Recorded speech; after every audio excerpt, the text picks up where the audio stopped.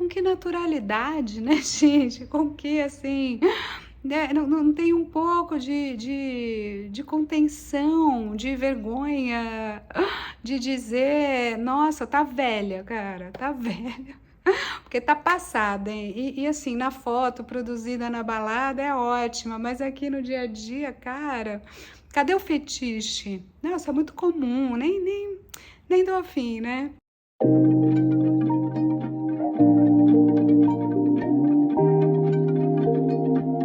Bom, eis que estamos aqui para falar do tema que o Brasil está falando, que chama Yasmin, Big Brother, essa casa onde as estruturas psíquicas se desvelam.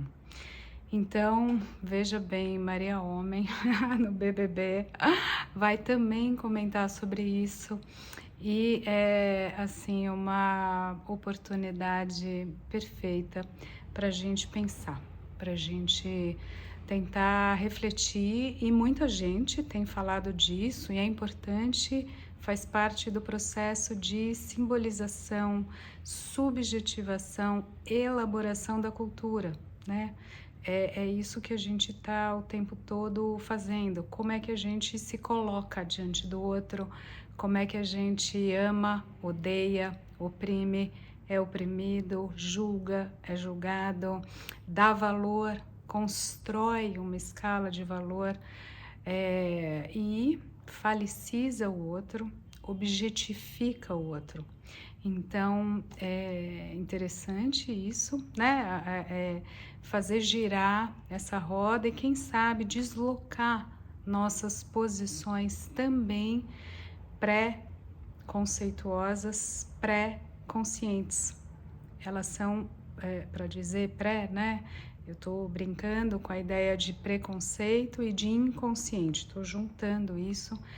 É isso que é o preconceito, se é antes do conceito, né? Se é pré um conceito, é inconsciente, eu já opero assim, eu já funciono assim, nós já funcionamos assim, como agrupamento, como uma casa, como uma família, como uma irmandade e como uma sociedade. Então, é isso que a gente quer trabalhar aqui, como é que eu amo, como eu julgo, como eu odeio, como eu desejo.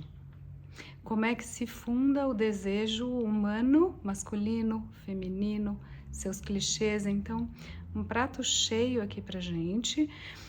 Todo mundo tá acompanhando, né? Mas, enfim, cada um aqui não é um todo mundo. Então, qual é a cena? Qual é o plot, né? O roteiro do nosso filme que a gente vai pensar junto, né? Também não é um ajuizamento super egóico em cima de comportamentos, mas um pouco é fazer juízos, porque esse é o grande jogo, né? Eu me coloco vivendo naturalmente, desveladamente, com câmeras no meu pescoço, né?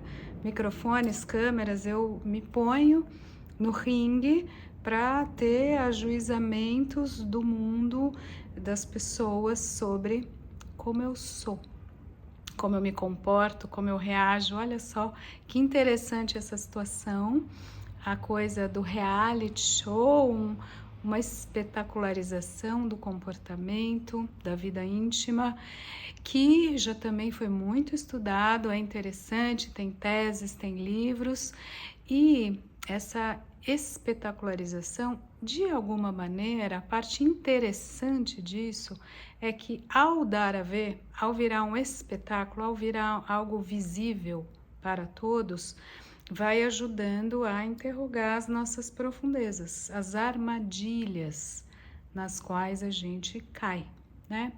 Então vamos lá, como é que é a situação? Um grupo de homens, 3 homens, talvez um mais silencioso, que faz a conivência do silêncio e que depois se revela uma conivência culpada ou talvez crítica. Ah, eu fiquei quieto, achei mal, foi mal aí, não quis falar, mas aí também estava lá, não quis me contrapor, não quis, né? 3 homens falando de uma mulher. Essa é uma cena maravilhosa. Ela já diz muito. Então, claro, é a objetificação dessa mulher, ela é um objeto que eu vou avaliar, que eu vou julgar, assim, tá na prateleira do supermercado do mundo ou do mercado sexual, afetivo, relacional do mundo, e eu vou dar nota e vou falar, nossa, gostosa, peituda, jovem, velha, gorda, magra, se comporta assim o assado, come assim, veste assim, corta o cabelo assim, se movimenta assim, como é, né? Então, sem dúvida que essa é uma estrutura quase padrão da nossa cultura, naturalizada, introjetada e reexecutada, repetida milhares de vezes. Aí a gente tá, assim, enquanto a gente fala aqui, que passaram poucos minutos, tem muitas rodinhas de homens falando e ajuizando e objetificando mulheres. Claro, aí você pode falar, mas mulheres também estão em suas rodinhas falando de homens. Sim e não, porque já quero colocar aqui uma diferença quanto a essa estrutura de fala, né? Essa, vamos dizer, essa estrutura de enunciação, como a gente enuncia e se comporta e se agrupa para desenvolver as nossas ideias e as nossas, né, ideias pré-concebidas. As mulheres, sim, se reúnem e falam muito. Elas falam de homens, sim, falam de mulheres e de parceiros e parceiras, sim, mas falam sobretudo de si mesmas. As mulheres têm um trabalho já muito mais longo, mais antigo do que os homens, sim, é fato, e os nossos consultórios mostram isso. Um processo de subjetivação. As mulheres falam dos outros para também se conhecer, para falar de si, para contar uma história, para falar, mas eu percebi que eu ajo assim, por que que eu fiz isso, por que que eu fiz assado, como é, eu devo fazer isso, eu devo fazer como é, mas eu devia ter ligado, feito tal e tal e tal. Então, essa subjetivação, puxar para si, puxar para o sujeito, isso é algo que você ensina e que inconscientemente se ensina e se aprende na nossa cultura. As mulheres se interrogam, as mulheres se perguntam e elas se implicam de uma maneira muito mais usual do que a dos homens, que tem muito mais uma lógica de externalidade, vamos dizer assim, né? Lembrando aquelas falas do Jung, aqueles tipos psicológicos junguianos, uma lógica introvertida e extrovertida. Claro, elas são de pessoa a pessoa, mas o convite da cultura normalmente é colocar, né, o masculino nesse lugar daquele que olha, daquele que está lá avaliando, julgando, fazendo escrutínio, passando o scanning, né? Vai escaneando os corpos e os seres e os gestos das mulheres. Tanto que, né, a mulher vende, a mulher é modelo, homem também, sim, mas percebe a diferença de grau? E o que a gente tem feito, né, sobre os corpos das mulheres, sem dúvida, são muito mais avaliados, né? Qual é o tamanho, tá gordo, magro, muito mais relevante dizer de uma mulher que tá gorda, magra, velha, feio, cabelo, né? A gente não precisa aqui, a gente tem muitos vídeos no nosso canal, muito material, muito livro aqui e no mundo para mostrar isso, tem dados objetivos sobre isso. Então, sim, a mulher e o corpo da mulher e o comportamento da mulher é muito mais vítima, objeto dessa operação. E por quê? Esse que é o nosso ponto. Porque o desejo feminino é um enigma, incomoda, é disruptivo. Porque o corpo da mulher que me causa desejo, que me perturba, que eu não controlo, é uma coisa que há milênios eu busco justamente controlar, dominar, repreender, travar. Tem narrativas tem leis, tem objetos, Eva, Lilith, cintos, fogueiras. Essa é a base, inclusive, de grande parte da cultura ocidental, ela toda, e das práticas religiosas, várias delas.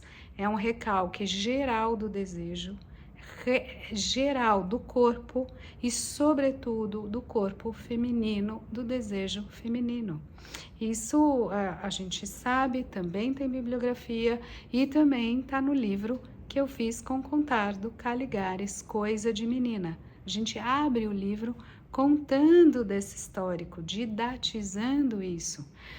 A gente até hoje fala, nossa, peraí, quem é esse ser que faz meu pau ficar duro? Quem é esse ser que tem a ver com a minha intimidade, com o meu corpo?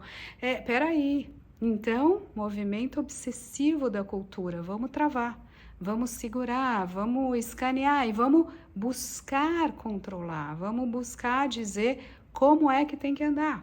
A saia, a blusa, o comprimento da manga, o quanto come e, claro, todo o domínio, todo o controle e também a modelização. Eu tenho que dizer como o outro tem que ser para que eu o deseje. No caso, para que eu a deseje. Então, olha com que naturalidade, né, gente? Com que, assim, né? Não tem um pouco de contenção, de vergonha, de dizer, nossa, tá velha, cara, tá velha. Porque tá passada, hein? E assim, na foto produzida na balada é ótima, mas aqui no dia a dia, cara, cadê o fetiche? Nossa, é muito comum, nem dou afim, né? Então, é assim, não tem uma mínima interrogação em muitos dos discursos por aí sobre o que é que eu, onde eu me coloco e onde eu coloco o outro nesse tipo de fala, né? A interrogação analítica básica. Qual é a minha posição? Qual é a posição a qual eu convido o outro a estar, a ocupar, a ser junto comigo? E é um desmonte disso, né?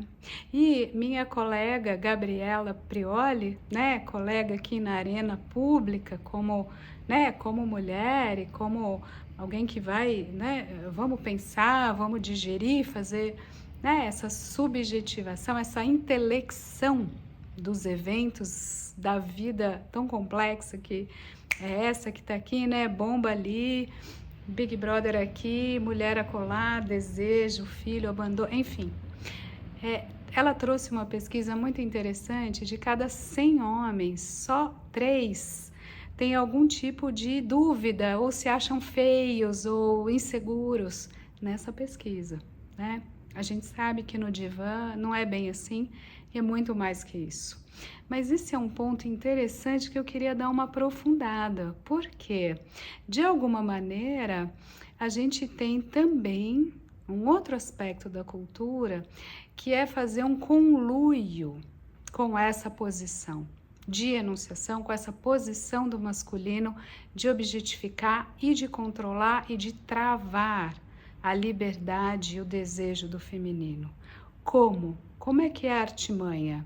A gente faz o homem ser o desejante, ser o ativo, ser aquele que caça, aquele que vai. A gente até supõe quase teorias darwinistas, uma lógica de uma suposta biologização desse desejo, né? Seria da natureza, é assim, é genético, é masculino, é hormonal, é neurohormonal, para delegar a esse masculino a capacidade de ir, de ser ativo e de colocar o feminino na espera.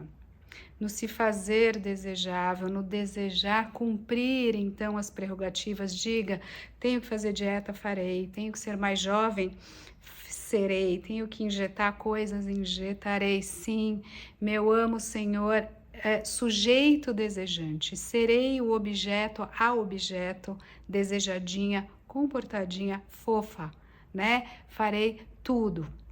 E onde fica o lugar daquele que é seguro? No macho. Onde fica o lugar da insegurança? Na fêmea. Por isso também que essa fêmea, o feminino, se interroga mais, se exercita mais, estuda, trabalha, faz então, né? Sua academia, sua ginástica, seu trabalho, vai, faz. Não pode ficar barrigudo, gorda, barriguda no sofá. É raro. E tem todo um controle social imediato. Tá velha, tá largada, tá feia, não tá cuidada. Peraí, como é que é esse cabelo aí? Cuida, não cuidou? Né? Esse deslocamento, essa metonímia entre a mulher cuidada e limpa e bela e desejável. E a descuidada como impura, como largada, como aquela fácil e, né, vadia, toda uma lógica do ajuizamento e dessa valoração para confirmar que sim, os machos serão sempre os reis, os seguros, os potentes e as mulheres sempre na beira da insegurança, peraí, então eu não sou fálica o suficiente, eu não sou completa, eu não sou boa, eu não prendi esse desejo dele. E aí, vocês já viram toda a estrutura, né, para entrar na relação tóxica. E para permanecer, porque no fundo tem sempre uma dúvida. Eu não tô boa o suficiente, eu não estou à altura, eu não sou isso que então ele desejaria ou eles desejariam e eu sofro por isso. Você vê que tem esse caso emblemático, ele é maravilhoso porque ele desenha A, B, C, todos os elementos disso. A brodagem masculina, 3 contra 1, né? Não é que é bem contra, mas é um pouco, porque é imediatamente essa estrutura que se desenha para fazer esta operação. E, em alguma medida, aí vamos complicar um pouco, a família é cúmplice disso, porque a gente já educa meninos e meninas de forma diferente. E vocês lembram a teoria freudiana, né? Freud explica em alguma medida. Sua majestade o bebê. O bebê é sempre aquele que é né, a página em branco, a esperança do futuro, aquele que ainda não nasceu e vai realizar todos os meus sonhos, todos os meus projetos perdidos. E o menino mais ainda, porque ele é aquele que é o forte, o potente, o fálico, não aquela que está no lugar da falta. Então a gente transmite isso de geração a geração. Por isso que 3 em cada 100 podem ser sempre amados plenamente por suas mães, de alguma forma, né? Isso, vamos dizer, é o inconsciente materno que o Freud escutou. Há 100 anos claramente era assim. A cultura claramente era mais patriarcal, machista e tal, e essa foi a escuta do Freud. Será que ainda somos assim? Será que ainda escutamos isso? Será que ainda desejamos isso? E somos mais cúmplices? As mães são mais protetoras, menos críticas, estão mais na mão dos seus filhos meninos que das suas filhas meninas? Eu deixo essa pergunta aqui para vocês.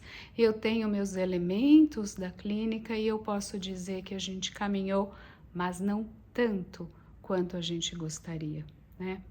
E aí, último ponto para fechar. Olha, eu ia falar uns 3 minutinhos, mas é tão interessante que eu já estou aqui quase num tratado, mas para não deixar passar, né? Vocês veem que além dessa estrutura de enunciação, dessa objetificação, dessa conivência inconsciente com a falicização do masculino, a gente também tem uma estrutura que é assim: quem sou eu diante desta mulher? Que sem dúvida, né, gente, cá entre nós, é uma das mulheres no momento mais belas, conhecidas e desejadas do Brasil. É uma moça bonita, rica, famosa, no tal do padrão e que, enfim, é acessível para esses homens na prática. Eles são páreo, eles se sentem, então, pau a pau ali, para fazer um jogo de palavras um pouco cruel. Eles podem botar lá na mesa para essa que é uma mulher fálica, falicona ali da casa, né? Talvez não, né? Então a gente vai fazer uma psicanálise aqui de botequim, bem como tem livros de outros colegas também. Quem desdenha quer comprar, né? Então, diante desse outro que eu desejo, desta mulher, que eu, né, admiro, desejo, é um símbolo, né? Sex appeal ali, sexy, tal, eu me desvitalizo diante dela. Eu não sou nada, isso revela a minha, né? Tô fora desse jogo, não tô à altura, não consigo. Então, qual é a operação? Se esse feminino na verdade tá aqui, o meu lugar imaginário tá aqui, eu tenho que fazer isso. Eu tenho que fazer essa operação. Então, ela, putz, tá meio velha, barangô, né? Já tá meio, putz, não é tudo isso também. E porque eu preciso desqualificar o outro, baixar para fazer essa gangorra fálica, como eu chamo, poder subir. E a gente faz isso, gente, olha, direto. Então, conclusão: mulher é controlada, pressionada o tempo todo, avaliada, ajuizada com esse grande superego sobre o feminino que está na cultura, nas melhores famílias, nas piores cabeças, nas melhores intenções e nas piores fica ajuizando, avaliando e tá conosco, né? Será que a gente vai conseguir com o Brasil inteiro discutindo isso? Será que a gente vai conseguir talvez colocar a mão no coração, na mente e repensar nossas posições, nossas estratégias, nossas alianças? O que a gente está fazendo aí? Será? Fica o convite, seguimos juntos sempre e só vocês mesmos para me botar aqui para discutir esse assunto que na verdade adorei, faz parte da vida. Vamos lá, é isso. Vamos, Brasil!